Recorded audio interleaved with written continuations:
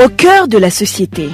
Au cœur de la société est une émission de tous les samedis, préparée en synergie par les radios Inzamba, Agateka Kawe, Radio RPA, Idjouya Wanyagihugu, ainsi que la radio-télévision Renaissance.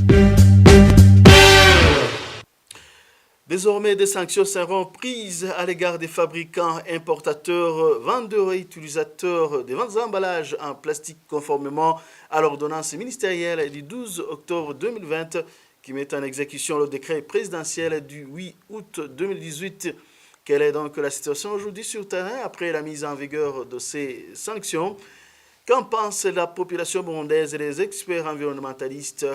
Les réponses à toutes ces questions, c'est dans son mini-magazine Au cœur de la société qui vous est présenté par Bertrand Ngendakurio. Bienvenue. Le ministre de l'Environnement Deogide Lulema a indiqué que des sanctions seront désormais appliquées pour le respect de la loi interdisant l'utilisation des emballages non biodégradables. La déclaration a été faite mardi le 27 octobre 2020. Quiconque fabrique des sacs, des sachets, des bouteilles et flacons en plastique interdits est puni d'une amende de 50 millions à 100 millions de francs. Quiconque importe des sacs et sachets, des bouteilles et flacons en plastique interdits est puni d'une amende de 25 millions à 50 millions de francs burundais. Quiconque commercialise des sacs et sachets, des bouteilles et flacons en plastique interdits est puni d'une amende de 12 millions à 25 millions de francs burundais. L'équipe du magazine Au cœur de la société s'est rendue dans la capitale politique du Burundi pour s'enquérir de la situation quelques jours après la mise en vigueur de ces sanctions. Le constat, c'est avec mon confrère Trésor Nyongabo de la radio publique africaine. À Gitega, la capitale politique du Burundi, certes, la commercialisation des sachets non biodégradables diminue du jour au lendemain dans des boutiques et marchés, mais ils sont toujours disponibles. Les sachets, il y en a beaucoup. On peut trouver toutes sortes de sachets que l'on veut.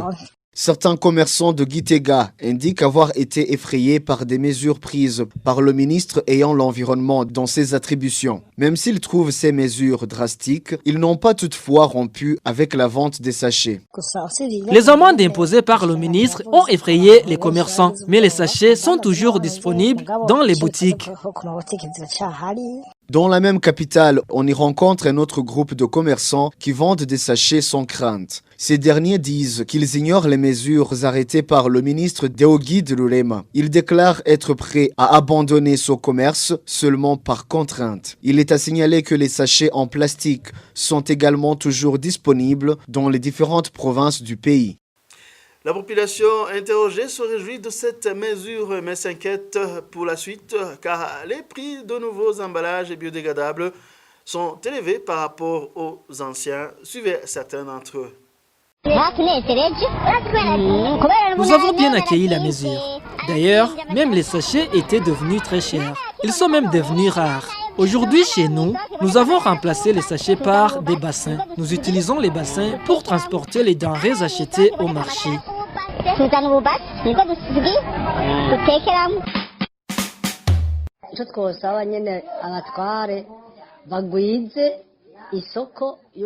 On demanderait au gouvernement de multiplier les sacs biodégradables et revoir à la baisse les prix.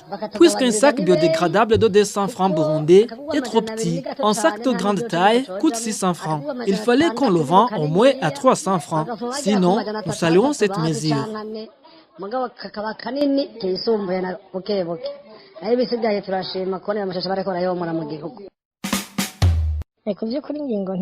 On n'a pas bien accueilli cette mesure. Certes, les sachets ont de mauvaises conséquences pour l'environnement, mais interdire son utilisation a aussi des répercussions sur la population. Il n'y a pas d'autres emballages pour remplacer les sachets. Du moins, on n'en produit pas en quantité suffisante. Alors, avant de prendre cette mesure, il fallait d'abord penser aux emballages susceptibles de remplacer les sachets, mais là aussi exiger un prix qui soit abordable pour tout le monde. Seules ces sanctions sont efficaces pour bannir à jamais l'utilisation des emballages non biodégradables. La question a été posée à l'environnementaliste Mamère Sabushimike.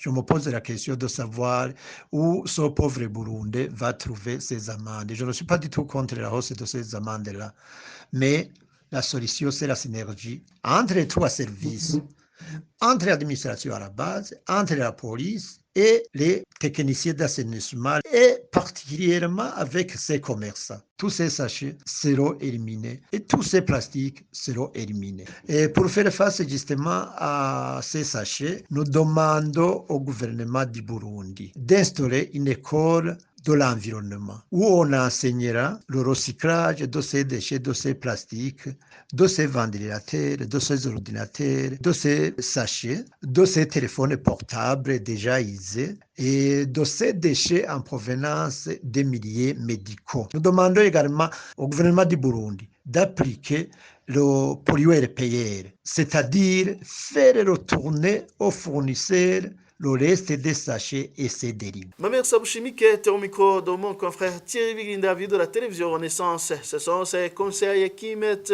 un point final à notre mini-magazine. Vous venez d'entendre qu'il est extrêmement important que les sanctions prises par le gouvernement doivent s'accompagner d'autres formations pour arriver à de bons résultats. Bertrand Ndakuliyo, j'étais à la présentation de ce mini-magazine. Rendez-vous la semaine prochaine pour un autre magazine. Au revoir. C'était l'émission Au cœur de la société.